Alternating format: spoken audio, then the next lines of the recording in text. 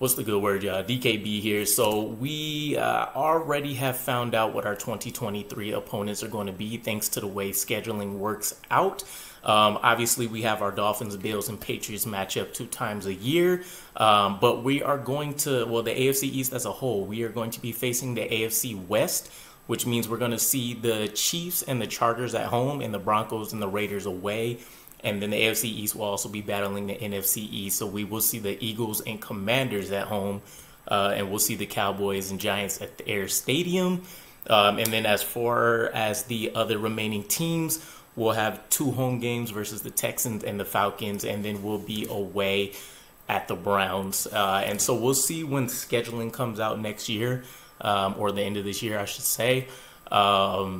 What the week-to-week matchups and things like that will look like. But some of the things that stood out immediately when I seen this was that we're going to effectively have 10 home games. It's truly 9, but since we're playing the Giants and that's essentially a home game for us, you can technically throw that in the same category.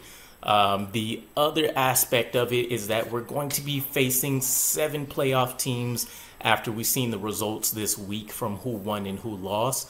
And so this is a prime opportunity. I mean, when I take a look at this outside of our own division, the games that I would potentially be most excited for would be the Chiefs, obviously.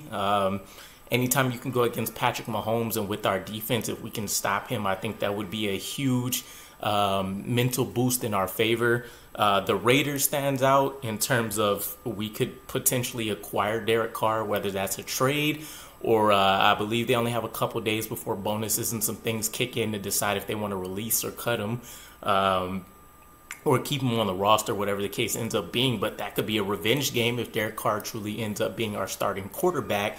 And then personally, the Eagles, not only is it a fan favorite team of my grandfather, but they also have what I would consider the top quarterback in the league this year. I mean, Jalen Hurts was on an absolute tear and being able to cruise by, the first couple minutes of the third quarter. And I think with him taking those couple of weeks to recover and seeing the backups come in and all of the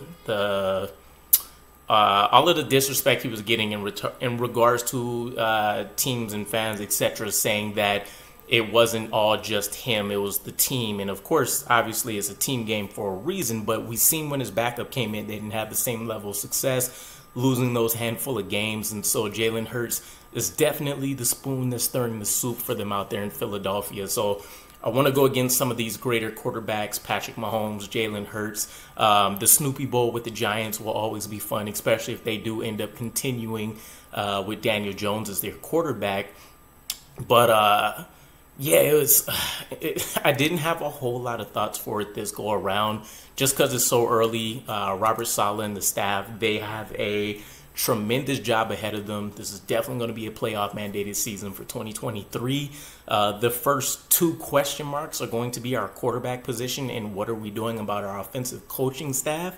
I mean, Monday hasn't technically hit, at least by the time you've seen this, it will.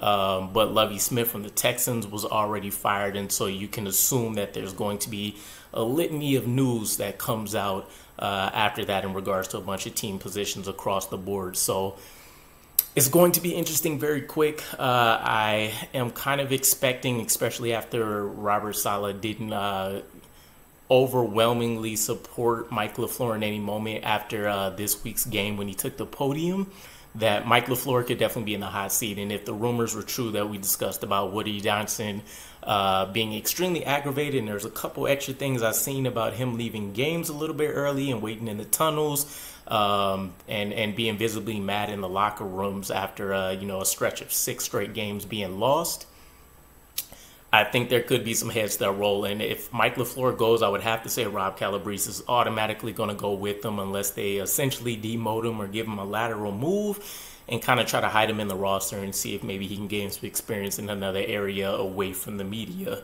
But yeah, in terms of the 2023 opponents, that's what we have. Let me know who you guys would be excited to see us face. we'll see again what happens once the scheduling comes out and we see what the week-to-week matchups are. Rosters should be a lot more solidified at that point. And so we'll see what happens from there. But let me know what your guys' thoughts are, and I'll catch you again. Peace.